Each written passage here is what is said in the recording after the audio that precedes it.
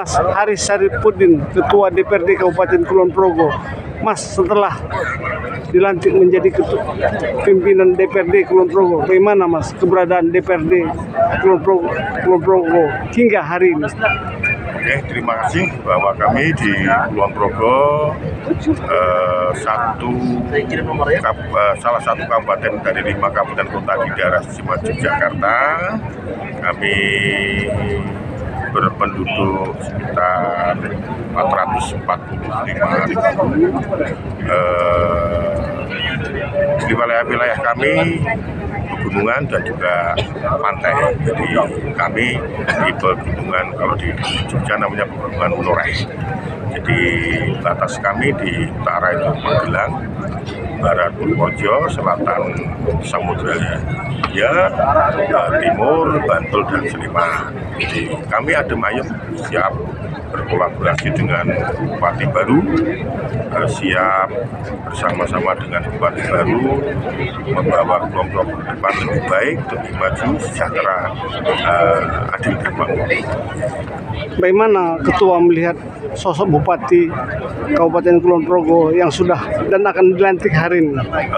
Terima kasih. Dulu Bupati kami, Pak Stowardoyo, kemudian kita di Kepala Karena BN, kemudian dilanjutkan oleh wakilnya Pak Tejo, kemudian pengisian wakil Bupati Pak Fajar Gegana. Baik, kami di DPRD selalu bersama-sama berkomunikasi baik dengan pemimpin yang dulu dan ke depan, dengan kepemimpinan Bupati baru Mas Agung dan Mas Ambar.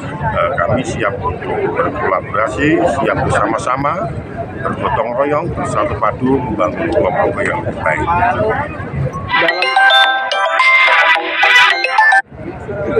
Dalam konteks skala prioritas, hal apa yang menjadi prioritas untuk dilakukan oleh Bupati, Wakil Bupati di Kabupaten Kulon Progo 5 tahun ke depan, Ketua?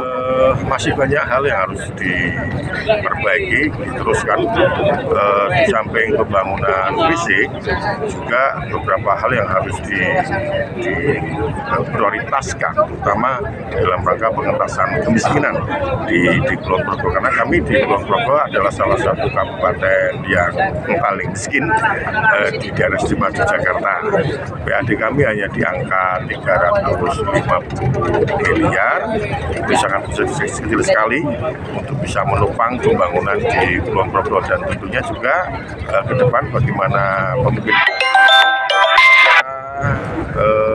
menggenjot PAD terkait dengan bagaimana ke depan untuk pembiayaan pembangunan di Kulon Progo. Pembangunan fisik masih menjadi prioritas karena kami di Kulon Progo masih banyak jalan-jalan yang rusak, masih banyak sarana prasarana air, drainase, irigasi dan sebagainya. Di samping bagaimana membangun SDM warga Kulon Progo lebih berdaya lagi. Gitu. Dalam konteks infrastruktur seperti pasar, jalan, jembatan, dan irigasi, bagaimana menyikapinya Ketua dengan kondisi APBD seperti itu?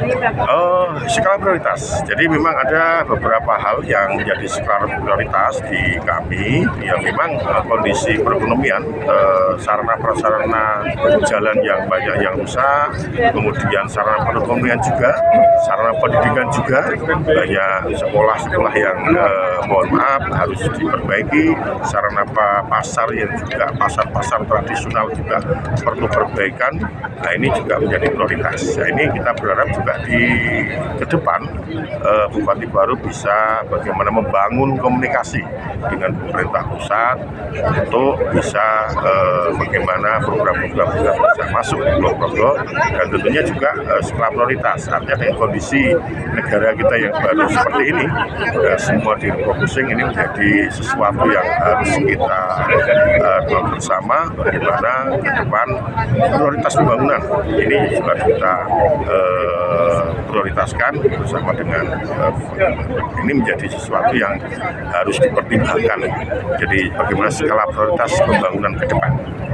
kolaborasi yang bagaimana yang akan dilakukan oleh Ketua DPRD dengan Bupati Kulon Progo. Baik, Ketua.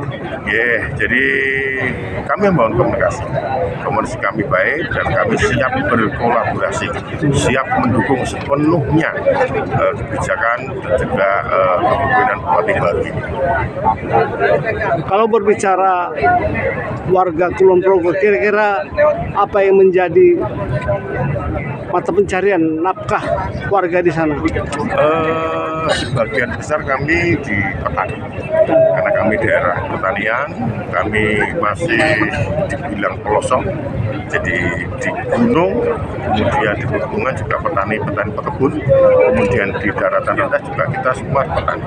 Nah ini juga ke depan prioritas pada bagaimana pembangunan pertanian yang harus kita lakukan kepada pemerintah, bagaimana bisa sarpras pertanian, apakah itu irigasi, apakah itu jalan usaha tani, ini juga harus menjadi prioritas. Harapan Ketua DPRD Kulon Progo kepada Bupati terpilih yang akan hari ini dilantik? Kita berharap kepada Bupati baru, bagaimana ke depan kita bersama-sama membangun komunikasi, bagaimana kita bersama-sama berkolaborasi, bergotong royong, bersatu padu dalam membangun